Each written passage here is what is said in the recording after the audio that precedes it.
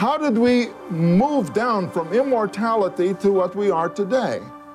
Well, the gods live forever, but obviously the demigods didn't live forever, but they were still children of the gods, so they lived a long time. So they put in these numbers, tens of thousands.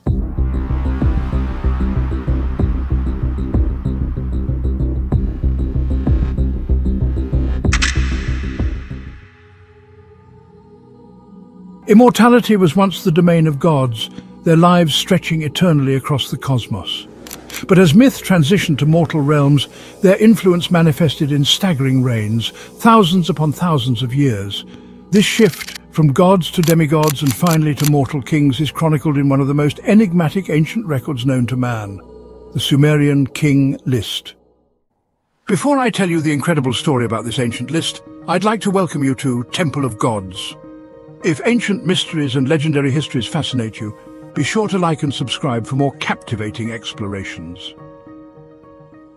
As I was saying, the Sumerian King's List is an ancient Mesopotamian text, a marvel of human ingenuity and storytelling. It begins with the statement, "After the kingship descended from heaven, the kingship was in Eridug." From this single line, we are told that the concept of kingship itself is divine, bestowed by gods upon humanity. But this isn't an ordinary lineage. The earliest kings lived in the pre-flood or antediluvian era and ruled for tens of thousands of years. Because that was the way of life of Sumerian Babylonia. It was, the land was controlled by authority. This is the way, so they have the king list. So it goes this way. The first, there were the great gods, Anu and Enlil, the gods, the immortals. At the heart of the Sumerian King List is the Anunnaki, the pantheon of deities who shaped early Sumerian beliefs. Anu, the sky god, and Enlil, the god of air, were central figures. According to mythology, it was Anu and Enlil who ordained that humanity should have rulers, granting kingship as a divine favor to guide human civilization. But these weren't mere mortal rulers. The earliest kings, such as Alulim of Eridug, ruled for jaw-dropping spans, 28,800 years in his case. Their reigns are described with numerical precision, measured in units of 60 sosses, 600 ners, and 3,600 sars, perhaps symbolizing cosmic or cultural epochs rather than literal time. The Sumerian King List itself is a marvel of ancient record-keeping. First discovered in the early 1900s by German-American archaeologist Hermann Hilprecht, fragments of this text have since been found at various Mesopotamian sites, including Nippur, Babylon, and the Royal Library of Nineveh. The most complete version, known as the Weld Blundell Prism, now resides in the Ashmolean Museum. But here's where it gets fascinating. The list combines fantastical antediluvian rulers with historical figures from known dynasties. This blending of myth and history has led scholars to see the text as part propaganda, part theology, and part historical record. Then comes the flood. After the flood, all of a sudden the ages jump all the way down to 1,000. And then they go down to 900, 800, 700.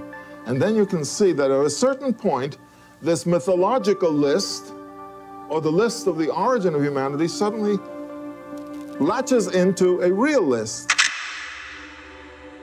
The flood described in the Sumerian King List stands as a pivotal moment, a divine reset of sorts. The text states, "In 5 cities, 8 kings, they ruled for 241,200 years. Then the flood swept over. Post-flood kingship resumed, but reigns became significantly shorter, reflecting a shift from divine immortality to mortal governance. This mirrors the themes of Genesis, where lifespans dramatically decline after the flood.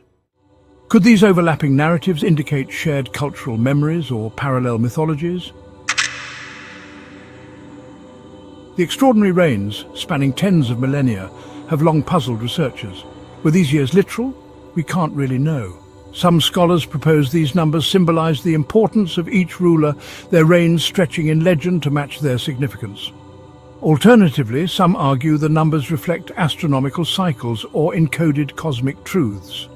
Some theories go even further, linking the Sumerian King List to the Anunnaki and proposing extraterrestrial origins for these divine rulers. Could the list be a distorted memory of a distant past when beings of immense power guided early civilizations? Now you have another problem. How did we get there? I mean, how did we come down from the immortals to the mortals? The Sumerian King List was preserved. I mean, that has a beautiful. But what's interesting about the Sumerian King List is that this says the following. The Babylonian and the Sumerian stories of creation both start off this way. When the gods created the world, they set down on the world government, kingship. It's interesting.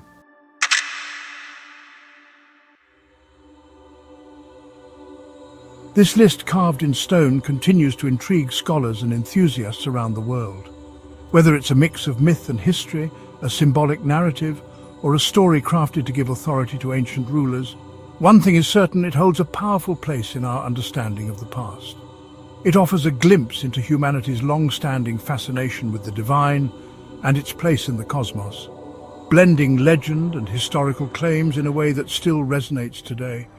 Its enduring legacy speaks to our constant desire to comprehend our origins and connect with something greater than ourselves.